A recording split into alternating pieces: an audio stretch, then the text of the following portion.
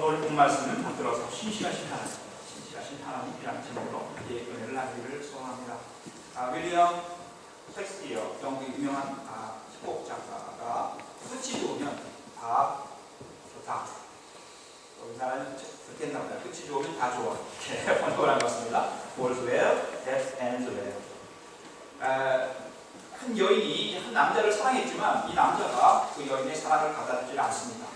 얼마나 애타겠습니까? 물론 이제 반대의 경우도 있긴 하지만 아무튼 우여곡절 끝에 이제 이 여인이 그 남자의 사랑을 갖게 되고 서로 사랑하고 이제 결혼하게 되니 행복하게 살았다고 하는 해피엔딩의 그런 희곡입니다. 끝이 좋으면 다 좋다.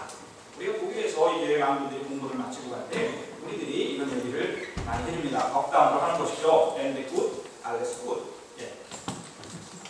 좋은 일입니다. 어떻게 보면 뒤집어 보면은 그 과정 속에서 많은 힘든 분이 있었다는 것이죠. 그죠? 결과는 참 좋은데 그 과정 속에서 많은 갈등도 있고 다툼도 있고 또한 유학생들은 또 부인들끼리 싸우고 또 이제 아무튼 여러 가지 일이 많이 있습니다. 그러다가 이제 또 잠수를 타게 되고 이제 이런 여러 가지 일들이 있는 가운데 그러나 이제 합의를 하고 갈 때 근데 굿, 알았고 수고했다고 이제 얘기를 하고 정말 이제 어두운 가방을 잊어버리고 이제 고개를 이제 이렇게 좋게 생각해달라고 하지만 정말 고개까지 완전히 잊어버리고 이제 고개를 다 아는 사람들이 많이 있습니다. 여러분 정말 그렇습니까? 꽃이 좋으면 다 좋은 것일까요?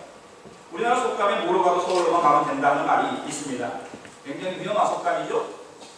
수단과 방법을 갖지 않고 어떤 목적만 이루면 된다는 것이에요. 그것이 윤리적으로, 도덕적으로 어떻든 간에 어떤 목적만 이루면 된다고 하는 굉장히 위험하고 이기적인 생각입니다.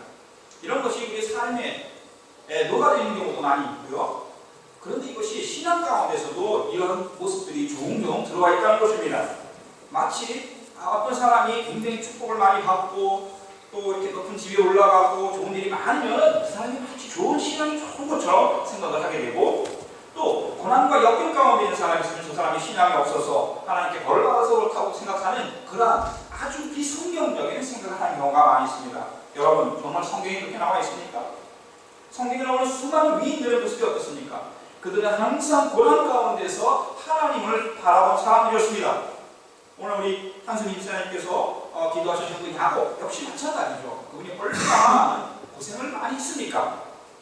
물론 그가 나중에 많은 축복을 받았지만 여러분 야곱의 고백이 그 축복 때문에 내가 위대한 사람이다, 내가 믿음이 좋은 사람이라고 고백을 합니까? 그렇지 않다. 그것들은 내 보이지 않습니다. 오직 하나님만이 나의 하나님이셨다. 엘리야 그 여호와 하나님, 야훼 하나님이 나의 하나님이십니다. 라는 엘리야 이름과 같은 그런 고백들을 성경에 나오는 모든 위인들이 그렇게 하고 있는 것입니다. 진정한 그들의 신앙의 축복과 은혜는 하나님이 나의 하나님이셨다 하는 것이었습니다. 여러분을 부르신 분은 신실하시니 이 일 또한 다 이루실 것입니다. 오늘 24절의 결론. 사도 바울 선생님께서 데살로니가의 성도들을 향해서 간절한 마음으로 신약 성경 가운데 제일 먼저 기록된 이 첫 책이 데살로니가 전서인데 여기에서 바로 결론 부분에 가서 짤막짤막하게 성도의 삶들이 이렇기를 간절히 소원하는 마음으로 얼마나 급하셨는지 몰라요. 그러면서 여러분을 부르신 분, 우리의 구원의 첫 번째 단계였던 그 콜링, 하나님의 콜링에 시작하신 분께서 정말 신실하신 분이기 때문에 이제 모든 여러분의 신앙의 삶을 또한 온전히 이룰 것이다 이런 말씀을 하고 있는 것입니다. 이보다도 확실하고 완전한 하나님의 은총의 축복의 말씀은 아마 없을 것입니다. 우리를 자녀로 삼아주신 하나님 정말 신실하셔서 처음과 끝이 똑같이 신실하셔서 변함이 없으신 그런 하나님의 그 놀라운 신실하심을 통해서 우리를 안전한 구원으로 인도해 주신다는 것입니다. 사랑하는 성도 여러분, 이러한 구원의 확신과 이러한 구원이 여러분의 것임을 여러분 믿으시면 다 아멘 하시길 바랍니다. 아멘. 이 구원의 확신이 있다면 이제 우리는 and good, alles good. 이 암은 끝이다. 그러나 우리는 안방 good, 처음 시작도 하나님과 함께하기 때문에 좋아야 하는 것이고 우리들의 믿음의 일상적인 모든 삶도 하나님 기뻐하시는 그러한 삶이어야 할 것입니다. 오늘 본문에서 사도 바울 선생님은 교회 공동체 혹은 그 사회에서 약하고 힘이 없고 그런 사람들을 잘 도와주고 격려하고 또한 잘 훈계할 것을 말씀하고 있습니다. 오늘 세 번역에는 무질서하다고 했지만 개혁 성경에는 게으른 사람이라고 얘기를 하고 있는데 이 게으른 사람들에 대해서 잘 타이를 넣어서 권면하고 말씀하고 있습니다. 땀 흘려서 일할 수 있는데 불구하고 교회 공동체가 주는 그런 구제의 헌금만을 바라보고 있는 사람들이 아마 초대교회에 있었던 것 같아요. 교회가 베푸는 것을 잘 알고 거기서 제일 먼저 앞에 가서 줄을 서서 받는 것을 받아서 그 하루를 지내는 그런 사람들이 있었다는 것입니다. 땀을 흘려야지 않고 다른 사람들의 도움을 받는 그런 사람들을 잘 훈계해서 열심히 성실하게 살 것을 잘 지도해 주라는 것입니다. 또 마음 약한 사람이 있을 수 있습니다. 마음이 약한 사람들은 상처를 잘 받습니다. 그래서 자존감이 너무 약하기 때문에 사람들을 두려워하게 됩니다. 그래서 사람들이 만나는 것을 싫어하고 경우가 많이 있습니다.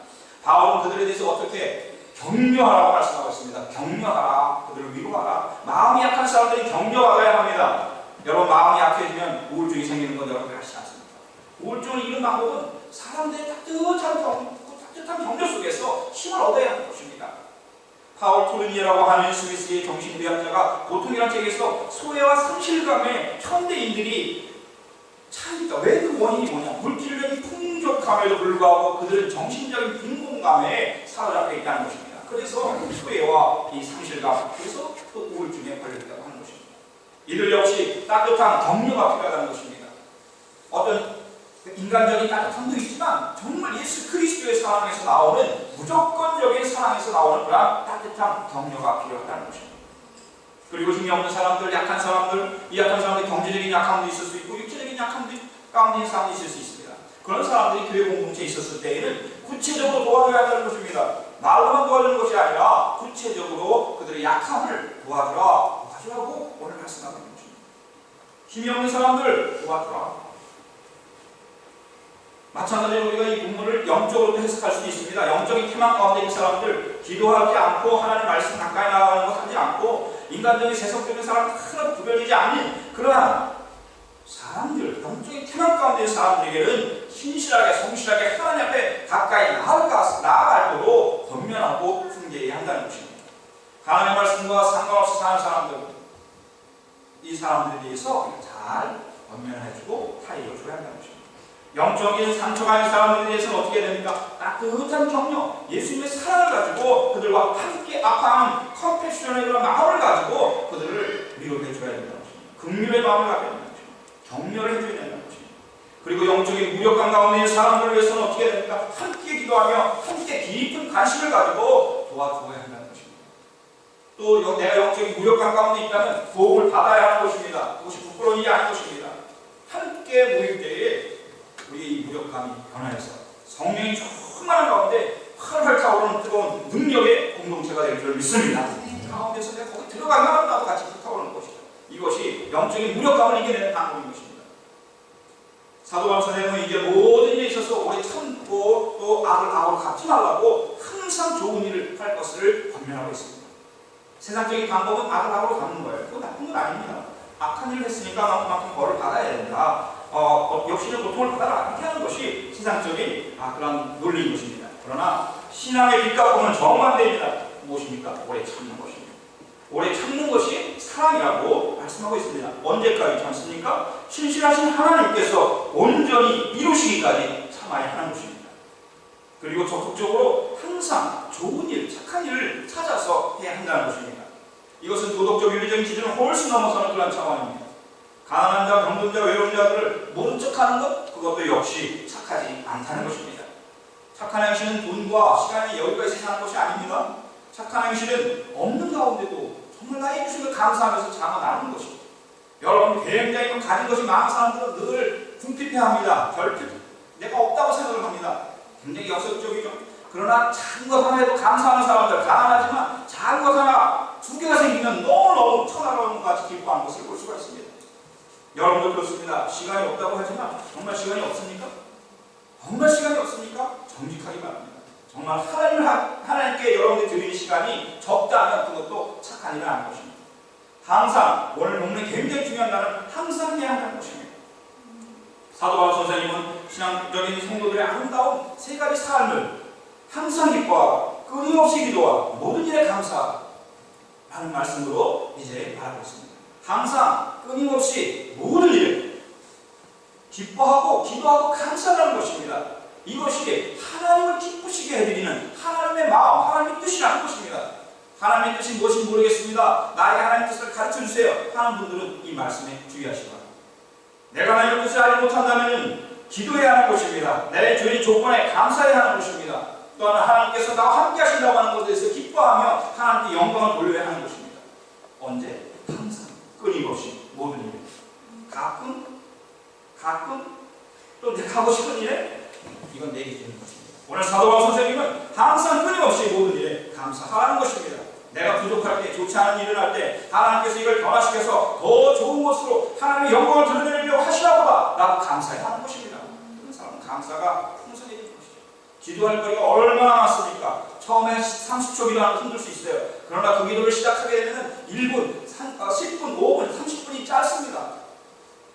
어떻게 목사님, 제가 아닌 기도 많이 하는 3시간, 4시간 하는 목사님들 전혀 이해가 되질 않아요. 어떻게 저렇게 기도할까? 근데 그분들이 하는 말씀은 기도하면 할수록 기도가 깊어진다고 하는데 그 깊어진다는 게 무엇입니까? 점점 하나님께서 기도할 거리를 기도해야 된다는 것을 점점 채워주는 것입니다. 그런 지도자를 통해서 하나님께서 일하시는 것이죠. 그만큼 기도는 놀라운 하나님께서 기뻐하시는 뜻을 이루어드리는 통로가 되는 것이에요. 그리고 기쁨이라는 건 마찬가지입니다. 기쁨이라는 것이 어디서 그냥 가벼운 그러한 웃음이 기쁨이 아닌 것입니다.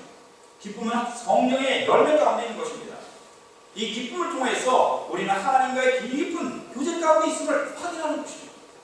도무지 기뻐해서는 안 되는 상황 속에서 마음에 주는 하나님의 평강, 그것을 의미하는 것입니다. 얼굴에 기쁨이 가득한 사람, 전혀 기뻐할 수 없는 환경 가운데서 기뻐하는 사람, 또 기도로 늘 충만해 있는 사람, 그리고 감사가 넘치는 사람, 범사에 감사하는 사람, 의심할 것 없이 믿음이 좋은 사람을 믿습니다. 그런데 반대인 사람들을 제가 말 주임, 이렇게 설계나 말 주임이라고 했습니다. 땅땅땅. 여러분, 우리 성도의 삶 가운데서 아주 중요한 말씀이 본문에 있는데 성령을 소멸하지 말라. 우리의 힘으로 이것을 감당하려고 할 때에는 정말 굉장히 힘듭니다. 이해도 되지 않습니다. 정말 이것이 신앙인가, 왜 신앙하고 이런 식으로 해야 되는가 이해가 되지 않습니다. 오늘 여러분 독수리 제자교 2기생들이 나와서 이제 사역국을 할 텐데 정말 여러분 깜짝 놀랄 것입니다.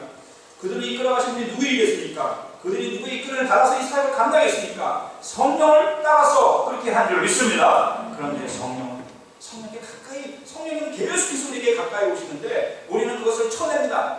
이게 아닙니다. 이게 몸 이해 못합니다. 그런데 성령이 숨을 내는 것이에요. 완전히 성령이 메말라버린 사람들, 그런 사람들에게 어떠한 능력도 나타나지 않는 거예요. 성령이 충만할 때 하나님의 말씀에 그 놀라운 능력과 풍성함이 나타납니다. 오늘 여기서 예언을 멸시하지 말라고 하는데 예언이라는 것이 무엇입니까? 하나님 말씀을 대언하는 것입니다. 우리가 나와서 복음을 전할 때 우리가 아는 것으로 전하지 않습니다. 아는 것만으로 전하지 않습니다. 성령께서 우리가 배우고 익힌 것을 능력 가운데 드러나도록 해주시는 거예요. 이것이 바로 우리가 대언하는, 예언하는 것을 멸시하지 말라는 하나님의 말씀인 것입니다. 점치는 것이 아닙니다. 성령 충만하게 되면 분별력이 생겨요.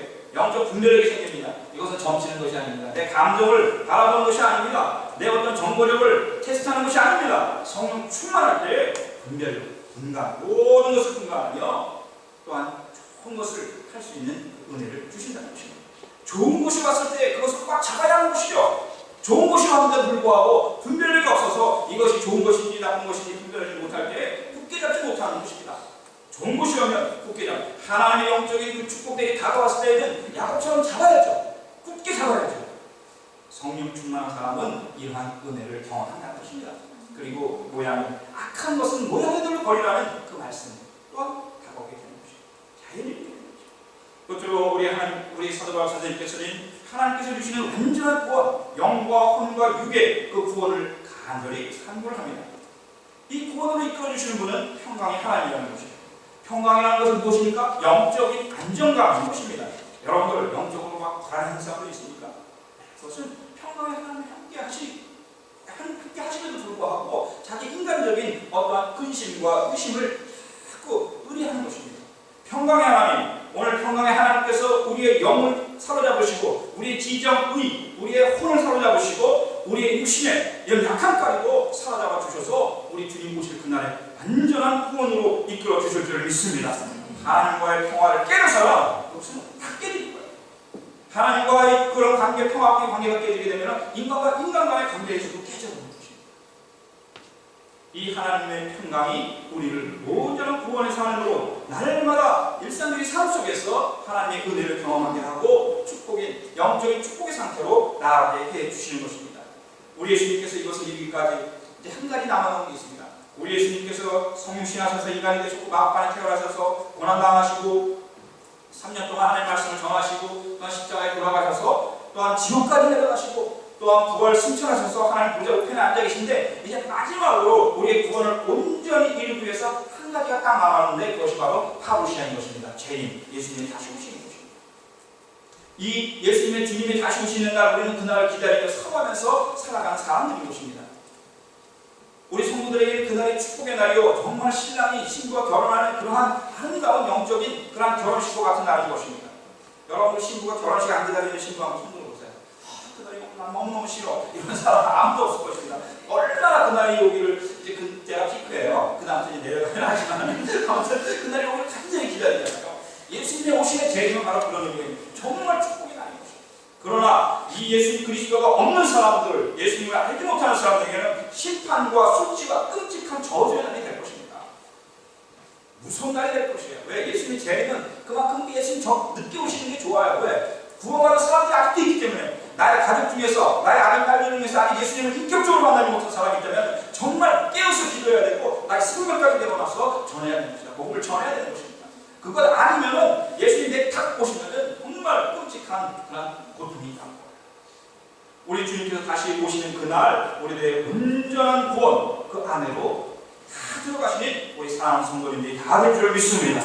오늘 좀 본 말씀 그렇게 말씀해요. 우리를 부르신 그 신실하신 하나님, 이 구원을 이루신 하나님, 우리가 이렇게 살아가기를 원하시고 이제 이 모든 것을 온전한 구원을 그분이 이루실 것이다. 우리 하나님 신실하신 하나님. 우리 사람은 신실하기 어렵죠. 처음과 끝이 똑같을 수가 없습니다. 그럴 수가 있어요. 그래도 처음과 끝이 그래도 좋으면 엔데고 달래서도 얘기할 수 있어요. 그런데 과정 속에 얼마나 힘든 일이 있습니까?